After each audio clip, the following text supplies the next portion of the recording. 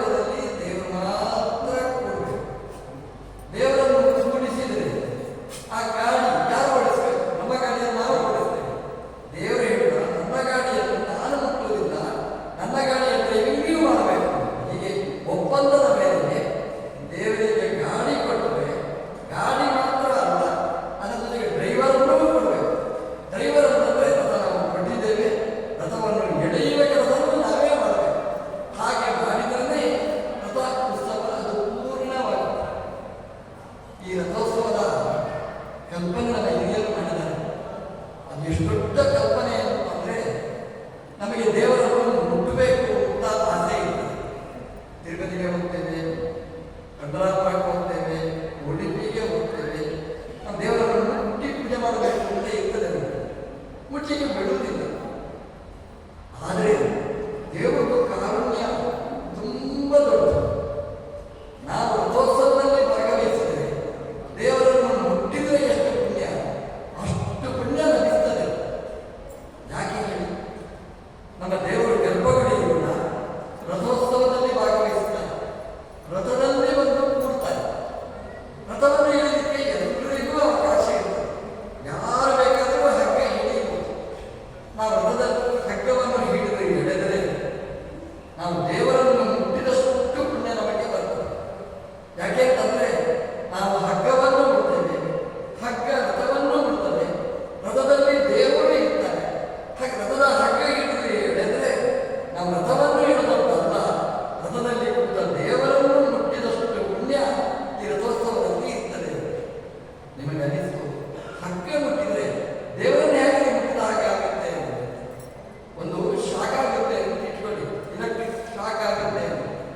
ನಮ್ಗೇನು ಅಂದರೆ ಕಾರುಣ್ಯ ಶಾಕ್ ಆದಾಗ ಆದರೆ ಏನಾಗಿದೆ ಅಂತ ನಾವು ಅವನನ್ನು ಮುಟ್ಟಲಿಕ್ಕೆ ಅವನಿಗೆ ಶಾಕ್ ಮಾಡಿದರೆ ಅವನನ್ನು ಮುಟ್ಟಿದ್ರೆ ನಮಗೂ ಶಾಕ್ ಆಗುತ್ತೆ. ನನ್ನನ್ನು ಮುಟ್ಟಿದ್ರೆ ನನ್ನನ್ನು ಯಾರು ಮುಟ್ತಾರೆ ಅವನಿಗೂ ಶಾಕ್ ಆಗುತ್ತೆ. ಒಂದು ಎಲೆಕ್ಟ್ರಿಕ್ ಶಾಕ್ ಒಬ್ಬನನ್ನು ಮುಟ್ಟಿದವರಿಗೆ ಇನ್ನೊಬ್ಬರಿಗೆ ಶಾಕ್ ಆಗುತ್ತದೆ. ದೇವರನ್ನು ಮುಟ್ಟಿದರೆ ಗಾಡಿ ರಥವನ್ನು ಮುಟ್ಟಿದಷ್ಟು ಪುಣ್ಯ, ರಥವನ್ನು ಮುಟ್ಟಿದರೆ ರಥದ ಹಗ್ಗ ಮುಟ್ಟಿದಷ್ಟು ಪುಣ್ಯ, ಹಗ್ಗವನ್ನು ಮುಟ್ಟಿದರೆ ದೇವರನ್ನು ಮುಟ್ಟಿದಷ್ಟು ಶಾಕ್ ನಮ್ಮ ಬಾಲಿಗೆ ಬರುತ್ತೆ. ಹಾಗಾಗಿ ತುಂಬ ಪುಣ್ಯದ ಕೆಲಸ ಅಂತಂದರೆ ರಥೋತ್ಸವದಲ್ಲಿ ನಾವು ಭಾಗವಹಿಸುವಂತಹದ್ದು. ಇವತ್ತು ರಥದಲ್ಲಿ ರಾಮದೇವರು ಸಪರಿವಾರವಾಗಿ ರಾಯರ ಜೊತೆಗೆ ಬಂದು ರಥದಲ್ಲಿ ಕೂತಿದ್ದಾರೆ. ಇವತ್ತು ರಥೋತ್ಸವ ನಡೆದಿದೆ. ಈ ರಥೋತ್ಸವ ಮಾಡುವಾಗ ನಾವು ಯಾಕೆ ರಥವನ್ನು ಎಳೆಯುತ್ತೇವೆ? ಪೃಷ್ಠ ಹಾಕಿ ನಾವು ಬೆನ್ನ ಹಾಕಿ ಅಂತ ಎಳೆಯುವುದಲ್ಲ, ದೇವರಿಗೆ ಅಭಿಮುಖವಾಗಿ ನಾವು ರಥವನ್ನು ಎಳೆಯುತ್ತೇವೆ. ನಮ್ದು ಏನು ಕಲ್ಪನೆ, ಏನು ಕಾನ್ಸೆಪ್ಟ್ ಅಂತಂದ್ರೆ, ದೇವರೇ ರಥದಲ್ಲಿ ಮಾತ್ರ ಕೊಡಬೇಡ, ಗರ್ಭಗುಡಿಯಿಂದ ರಥದಲ್ಲಿ ಬಂದು ಕೂತಿದ್ದಿ, ಆ ರಥದಿಂದ ನನ್ನ ಈ ರಥದಲ್ಲಿ ಬಂದು ಕೂಡು ಅಂತ ದೇವರಲ್ಲಿ ನಾವು ವಿನ್ನವಿಸಿಕೊಡ್ಬೇಕು. ನಾವು ಮನೆಗೆ ಹೋಗ್ತೇವೆ, ಮನೆಗೆ ಹೋಗಿ ಬರೀ ಕೈ ಹೋಗುವುದಲ್ಲ, ನಮ್ಮ ಗಾಡಿಯಲ್ಲಿ ದೇವರಿಗೂ ಸೀಟ್ ಮಾಡಿ ಸ್ವಾಮಿ ನೀವು ರಥದಲ್ಲಿ ಬಂದು ಕೂಡು ಅಂತ ಕೂಡಿಸಿ ನಾವು ಮನೆಗೆ ಕರ್ಕೊಂಡು ಹೋಗ್ಬೇಕು. ಅಲ್ಲಿಗೆ ರಥೋತ್ಸವ ಪೂರ್ಣ ಆಗ್ತದೆ. ಅದಕ್ಕೇನೆ ಹೇಳಿದ್ದು ರಥಸ್ಥಂ ಕೇಶವಂ ದೃಷ್ಟ ಪುನರ್ಜನ್ಮ ಲಭಿಸುತ್ತದೆ. ರಥದಲ್ಲಿ ಅಷ್ಟೇ ಅಲ್ಲ, ಆ ರಥದಿಂದ ಈ ರಥಕ್ಕೆ ದೇವರನ್ನು ಹೇಳ್ಕೊಂಡು ಬರಬೇಕು, ಈ ರಥದಲ್ಲಿ ದೇವರು ಕೊಡಬೇಕು.